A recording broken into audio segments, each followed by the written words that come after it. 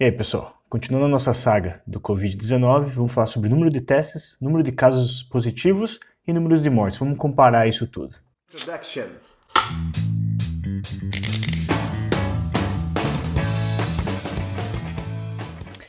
Então, pessoal, beleza? Então hoje eu quero fazer uma comparação entre esses números de casos, números de testes feitos, números de mortes, para a gente fazer uma comparação e tentar entender qual que é a relação do número de teste com o número de casos positivos e com o número de mortes em diferentes países, tá? Para começar, também eu vou mostrar algumas previsões que eu fiz na última sexta-feira no meu computador aqui, eu estou revendo elas, como que elas se comportaram no sentido de com os dados que a gente tem hoje, beleza? Então, vamos para o computador. Então, estamos aqui com o dashboard que a gente sempre acompanha, né? Aqui mostrando o mundo inteiro, o número de casos e tudo mais. Você pode ver que a gente está quase em 1.500.000 pessoas no mundo confirmadas, né?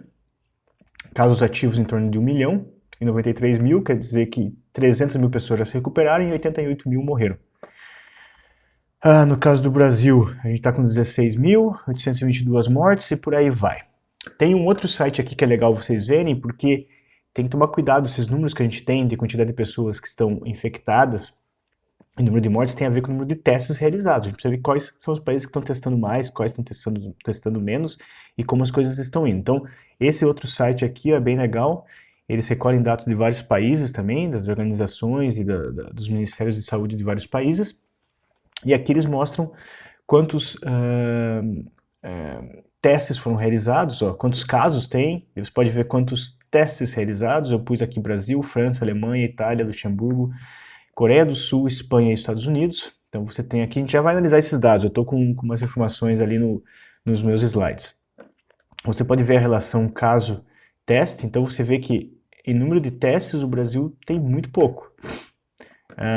E daí quando você vê casos positivos por número de testes, o Brasil também é alto, porque realizou pouco teste. Provavelmente, eu estou fazendo uma análise aqui, os testes são realizados só em pessoas com casos muito graves. A gente vai ver que isso é comum em vários países. E número de mortes por testes. Bom, então nesse aqui você pode ter, vai lá, fica brincando ali, você vê o gráfico, vê os números aqui, pode ter o acumulativo, tem no diário, e, por exemplo, casos no diário aqui. Então você vê quais são os países que têm mais casos diários. O Brasil está aqui com 1.304 casos no dia 4 de abril, foi o pico no Brasil até agora, e por aí vai. Então tem muita informação aqui, bem legal esse site. Outra coisa, essas curvas que a gente vê aqui, que você está vendo aqui, são curvas exponenciais, que a gente já falou sobre isso, né?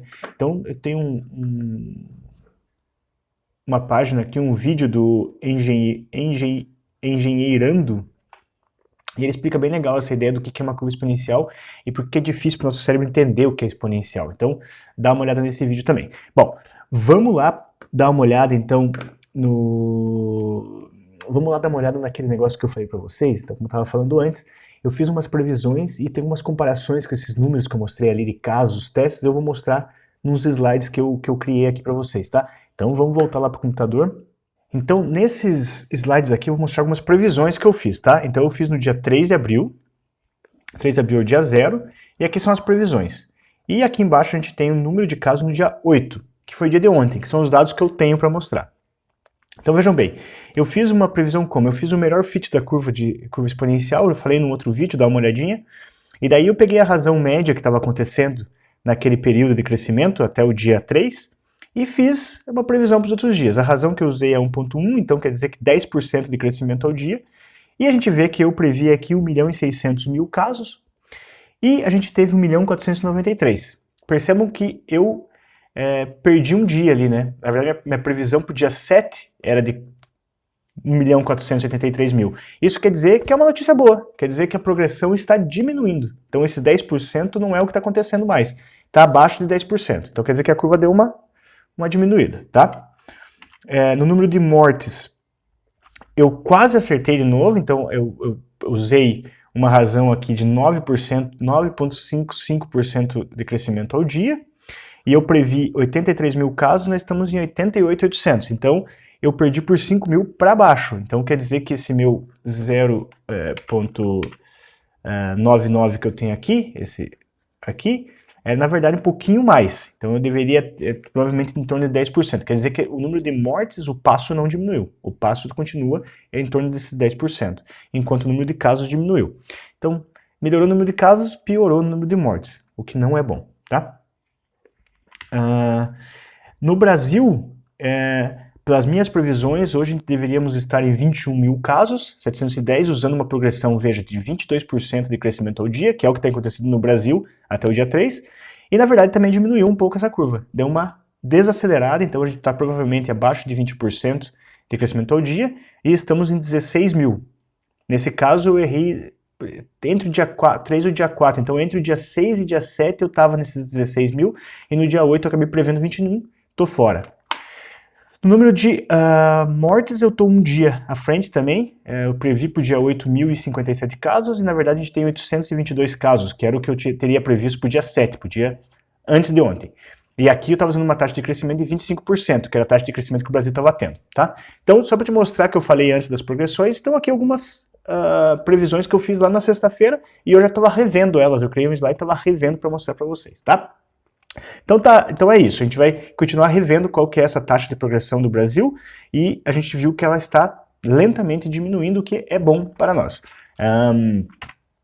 Mas também tem agora a questão testes. Quantos testes estão sendo realizados no Brasil e no mundo, né? Qual que é essa relação aí? Então eu peguei 8 países para ter uma ideia. Qual que é a razão que eu peguei deles? Porque primeiro que agora a gente tem o caso da Coreia do Sul, que estabilizou, que conseguiu basicamente parar com o crescimento tanto de casos como de mortes. Daí eu peguei os Estados Unidos, que é o país com mais casos no mundo. Peguei também a Espanha, a França e a Itália, que são países que estão num caos, vamos dizer assim, número de casos e número de mortes.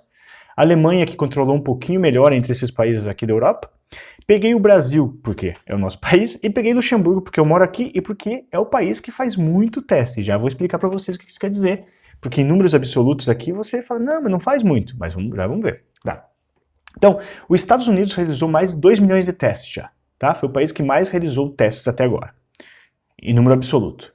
Daí vem a Itália com 800 mil testes, Coreia do Sul realizou em torno de 400 mil testes, Espanha 355 mil, Alemanha em torno de 355 mil também, a França 225 mil, Brasil 47 mil testes e Luxemburgo 26.500 testes. Mas números absolutos assim fica difícil ter uma ideia do que isso significa. Vamos ver testes por milhão. Então a gente vai ver quantos testes por milhão de pessoas foram realizados. O que a gente faz, a gente divide o número de testes pela população do país. No caso, aqui a gente tem, o Brasil realizou 45 mil testes, a gente divide por 209. Daí a gente sabe quantos testes por milhão, porque a gente tem 209 milhões de pessoas vivendo no Brasil. Então, lá, testes por milhão. Quem que ganha? Luxemburgo. Luxemburgo é um país que não tem 1 milhão de habitantes, tem 600 e poucos mil. Então, a gente prevê quanto esses 26 mil testes realizados em 600 mil pessoas equivale a em torno de 44 mil testes realizados se o país tivesse 1 milhão. Então, por milhão, o país que mais realizou testes desses que a gente está analisando, e possivelmente, eu tenho que ver, mas possivelmente o primeiro do mundo com mais testes, ou um dos com mais testes, é Luxemburgo. Isso vai ter um impacto no número de casos que a gente tem por população, né?